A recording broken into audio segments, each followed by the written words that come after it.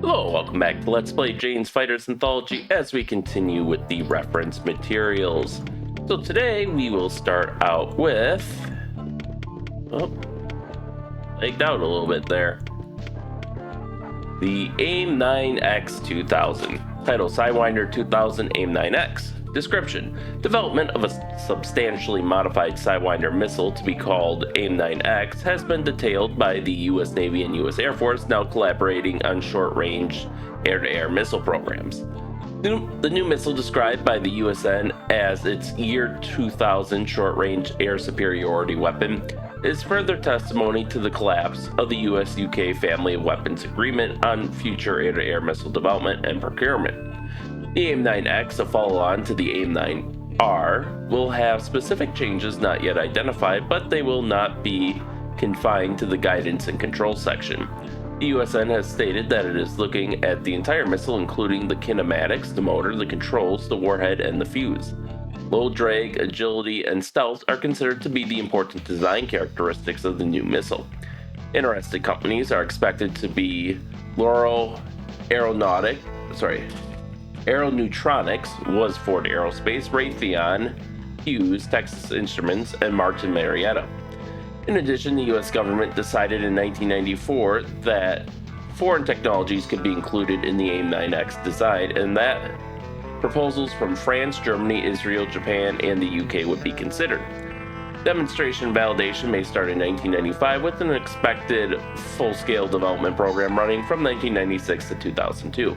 Known flight trials have included a program named BOA-M, a Sidewinder derivative designed by the Naval Weapons Center at China Lake, with the former General Dynamics, and flown in 1990-1991 with reduced size canard fins and tail assemblies, as well as a modified digital autopilot. The initial Hughes proposal, known as Top Hat, used the existing Sidewinder airframe with an IIR seeker similar to that proposed for the UK ASRAM project. Later proposal from Hughes was for a missile similar in shape to the AIM-120, but smaller, with a length of 3 meters, a body diameter of 142 millimeters, and an IIR seeker. Raytheon completed a 3-year program in 1991 to develop a tail-controlled Sidewinder variant with 8 live firings from Eglin Air Force Base in 1990 to 1991. This Raytheon design has no forward canard fins, but small moving tail fins with a span of 0.28 meters compared to existing AIM-9L and M tail spans of 0.64 meters. This model was called Tail Control Sidewinder, or TCS. The missile had a length of 3.1 meters and a launch weight of 84 kilograms, may also have been the black program known as Box Office. But Raytheon has also developed whilst Raytheon has also developed a new multi-element IR seeker, the flight trials used standard AIM-9M seekers. The Box Office missile, as the TCS version is now called, demonstrated its successful 67 degrees off-bore acquisition and intercept using a Honeywell helmet-mounted sight from a trials F-16 aircraft in February of 1944. And here we can see 3D view, which it looks a lot different than the final AIM-9X.